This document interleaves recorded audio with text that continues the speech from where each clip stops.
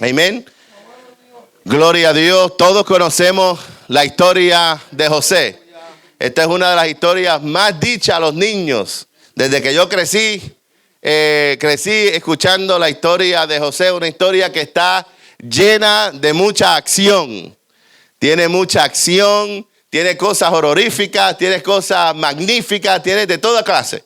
Es una historia que si usted la lee, al que le gusta el misterio, se satisface. Al que le gusta la acción, se satisface. Al que le gusta la historia de amor, se satisface. Porque cubre todo esa historia. Y la historia de José nos llama la atención mucho en el Antiguo Testamento porque es una sombra de lo que Jesucristo iba a pasar en el Nuevo Testamento. Y hay mucha comparación entre la historia de José y la historia de Jesucristo. Pero una de las cosas que más me llama la atención cuando nosotros en el instituto estudiamos el panorama del Antiguo Testamento es ver cómo en José la profecía de Génesis 3:15 tiene como una conclusión. La profecía de Génesis 3:15 dice: y pondré enemistad entre ti y tu simiente y la simiente de la mujer. Ahora, cuando nosotros comenzamos a ver la historia, todo comienza con Abel y Caín. Caín matando a Abel. Y después continuamos la historia y está Esaú tratando de matar a Jacob. Y después continuamos la historia y está Isaac con su hermano, que no se supone que naciera, ¿ok? Donde vienen todos los árabes, y le está haciendo burla. Pero sin embargo, cuando llega José, que es vendido, que es traicionado, puesto en la cárcel, vamos a hablar un poquito más de eso, en José se encuentra la redención de su familia por la acción de amor de José. Y es algo interesante cuando uno comienza a poner estas historias juntas y cómo José concluye esta persecución de odio entre una y la otra. Y una cosa que me llama la atención mucho de José es entender el propósito de la historia de José. José era el hijo amado de su padre, así como Jesucristo era el hijo amado de Dios. Dice la Biblia que lo amaba tanto que le hizo una túnica de colores y se la dio a su hijo. Representación de realeza, de que era un rey, de que era primero, principio. Y lo mismo pasó con Jesús. Dice la profecía que le iban a poner un manto de púrpura en la profecía de su crucifixión, queriendo representar la realeza de Jesucristo. Y el que estudia la historia de José comienza a ver la similitud de cuando Jesús y José traen la corrección, no solamente en la forma espiritual, sino en la forma terrenal. Porque dice la Biblia que José acusaba con su papá las cosas malas que hacían sus hermanos. Y le decía: papi, esto es lo que están haciendo mis hermanos en vez de estar cuidando las ovejas. Y Jesucristo vino a señalarnos las cosas malas que nosotros estábamos haciendo. Ahora, José también era un soñador. Y la representación de los sueños es la realeza de Cristo y la adoración a Cristo. José soñó que sus hermanos, su papá y su mamá, se postraban ante él en dos ocasiones. Una con manojos de trigo y la otra con las estrellas, el sol y la luna, postrándose ante él. No solamente Israel se va a postrar ante Jesús, sino que todo lo creado, dice la Biblia, que alaba a su creador. No hay nada que no se postre ante la gloria y magnificencia de Jesucristo. Y cuando comenzamos a entender, y estoy resumiendo, esto es una predicación que el Señor me dio hace 2 semanas atrás y he estado trabajando con ella, y no la voy a poder extender completa porque tengo muy poco tiempo. Pero cuando comenzamos a mirar la historia de José, es algo increíble cómo de José en su historia no se dice nada negativo. Nada negativo de José. Todo lo que José hizo era positivo. Y cada vez que pasaba por una prueba, ¿sabe lo que dice la Biblia? Y Jehová estaba con José y lo bendecía. De Jesús no se dice nada negativo en su historia. Y la Biblia dice que el Padre estaba con Jesús y él crecía en gracia para con papá y con los hombres. Pero José tuvo que pasar algunos estragos también. Tuvo que sufrir algunas cosas.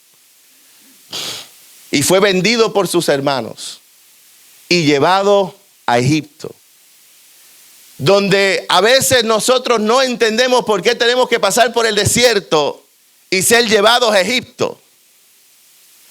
Pero algo que me impacta de José es que José nunca protestó por lo que estaba pasando, sino que su confianza siempre estuvo puesta en el Jehová que su padre le había enseñado. Cuando José comienza a pasar por estas circunstancias, él llega a Egipto. Y la Biblia dice que Jesucristo, cuando era niño, huyendo de Faraón, tuvieron que refugiarse en Egipto hasta que Herodes murió, y entonces Jesucristo pudo regresar de nuevo a Jerusalén. José llega a Egipto y en Egipto lo compran como esclavo, a precio de esclavo. ¿Sabe qué? A Jesucristo lo vendió uno de sus discípulos a precio de esclavo. Y José comienza a emprender lo que Dios quería hacer con él. De esclavo llega a la casa de Potifar y Potifar lo hace el jefe de todos los sirvientes. Porque era brillante el muchacho, conocía matemáticas y bien ordenado. Pero al que le sirve al Señor, el diablo siempre quiere levantar calumnias. El diablo siempre quiere señalar lo que no haya por dónde. El diablo tomó la oportunidad cuando José estaba solo con la mujer de Potifar y allá trató de seducirlo y de hacerlo caer. Pero como José era un hombre justo y confiaba en su Dios, salió corriendo. Dice Salomón que el hombre sabio ve la tentación y huye de ella. No juega con ella. Porque el que juega con fuego, ¿qué pasa? Se quema. Dice que cuando trató de seducirlo, salió corriendo y dejó hasta la blusa en las manos de la esposa de Potifar. Y la esposa de Potifar metió una mentira y el pobre José terminó en la cárcel. Pero decimos pobre porque antes de entender el propósito, ¿por qué terminó en la cárcel? Porque todo lo que los pasa a los hijos de Dios, ¿qué dice la Biblia? Obra para bien. Aunque en nuestros ojos negativos, en todo, en Dios se hace positivo. Y José cae en la cárcel. ¿Pero qué pasó? El copero y el panadero parece que hicieron algo que no debían hacer. Y el rey se enojó con ellos y lo tiró a la cárcel también. Y allá se encontró José con ellos. Y José, conociendo que tenía el poder de Dios encima, escuchó que entró a la cárcel y los vio que estaban medio tristes. Y les dijo, ¿pero qué pasa que están tristes? Y le dijeron, es que hemos tenido unos sueños. Y ellos mismos dicen, y sabemos que tiene interpretación, pero no hay quien nos los interprete. Y José le dijo, no, pues cómo no. Claro que sí hay. Si el Dios de los cielos es el que interpreta todo. Dígame el sueño que Dios está aquí para interpretar el sueño. Es un hombre de fe. Y el copero le contó el sueño para hacer la historia corta. Y José le dice, pues eso es fácil, muchacho, eso está interpretado solo. Le dice, en 3 días viene el rey, te va a llamar, te va a dar la copa y tú le vas a servir la copa de nuevo. Te va a restaurar tu posición. Y él dice en la Biblia que el panadero, escuchando que le interpretó el sueño, queriéndose pasar por listo, pues dijo, pues déjame yo decirle el mío también. Y José le dice, bueno, pues el tuyo es igual, pero un poquito diferente. A él lo van a restaurar, a ti te van a quitar la cabeza. Dentro de 3 días. Yo imagino que esos 3 días fueron los más largos de ese panadero. Pero exactamente como ocurrió, como José lo predijo, fue que aconteció. 3 días después, llamaron al panadero y al copero. Al copero lo restablecieron en su posición, pero al panadero lo ahorcaron. Y las aves de los cielos comieron sus carnes como José le había dicho. Ahora, aquí es donde yo me quiero detener y con esto yo voy a cerrar el mensaje rapidito. José tenía 2 nombres. José, que era el nombre hebreo que papá le había dado, ¿ok? Que lo que significa es Jehová añadirá. Eso es lo que significa José. Bien rapidito. Pero cuando llegó a Egipto y lo pusieron en la posición donde él estaba como interpretador de sueños, porque le interpretó al rey los 7 años de abundancia y los 7 años de hambre, el faraón decidió ponerle un nombre. Y ese nombre era Safna Panea, que lo que significa el que revela lo que está oculto. ¿Ok? Cuando yo comencé a pensar en esto, yo dije, wow, Señor, pero qué interesante. Porque Jesús tenía 2 nombres. En la profecía dice, y le pondrán su nombre Emmanuel, que quiere decir Dios con nosotros. Pero su nombre se llamará Jesús, porque Él salvará a la humanidad. Cuando comencé a estudiar el libro de José y yo llegué a los nombres, yo dije, wow, qué maravilloso mensaje. Porque Jesús era la profecía del Antiguo Testamento revelada en el Nuevo. Todo lo que se había dicho de él estaba siendo abierto ante los ojos de los hombres como el Salvador del mundo.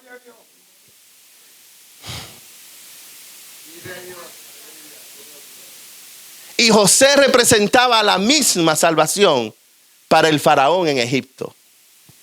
No te preocupes, rey, que el Salvador ha llegado.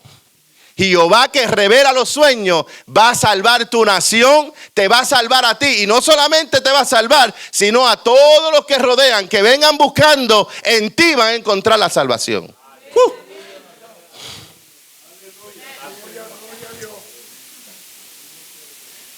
Y lo más lindo de esto fue cuando el Señor me metió a la cárcel. Porque Jesucristo fue crucificado con 2 ladrones. Uno se salvó y el otro se condenó. José fue enterrado con 2 sinvergüenzas que habían hecho algo, porque por eso estaban en la cárcel. A uno lo restauraron y al otro lo ahorcaron. Pero no solamente eso. El Espíritu Santo me enseñaba algo más profundo. Y me decía, ¿a quién ahorcaron? Yo decía, al panadero. Y el Espíritu Santo decía, ¿y qué representa el pan? La carne. ¿Y a quién fue el que lo restauraron? Al copero. ¿Y qué representa el vino? Y dije, Señor, la sangre que Jesucristo derramó en la cruz del Calvario.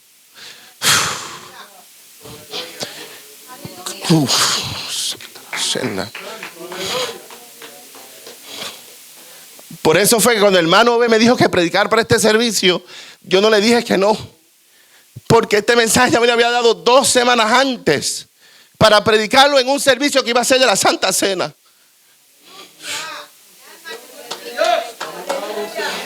Porque Dios sabe lo que hace, en el momento que lo hace y cómo lo hace. Y el tema que me dio fue, dale muerte a la carne Porque en la sangre es que tú vas a encontrar la vida. No hay nada más poderoso que puede dar vida que la sangre que invirtió nuestro Señor Jesucristo. Si no hubiese sido porque Él era copero y el copero representaba la redención a través del sacrificio, a Él también lo hubiesen ahorcado. Pero como Dios quería traer un mensaje a través de la historia de José, a través del vino representó su sangre y representó la restauración de todo el que toma de su sangre. Si usted no tiene a Cristo todavía, si Él no es el centro de su vida todavía, si Él no es Señor de su vida, si usted no le ha entregado su totalidad a Jesucristo, hoy es el día de redención que Jesucristo quiere compartir su sangre contigo. Para que no termines como el panadero en el infierno, sino que puedas terminar como aquel que fue crucificado con Cristo hoy en el paraíso.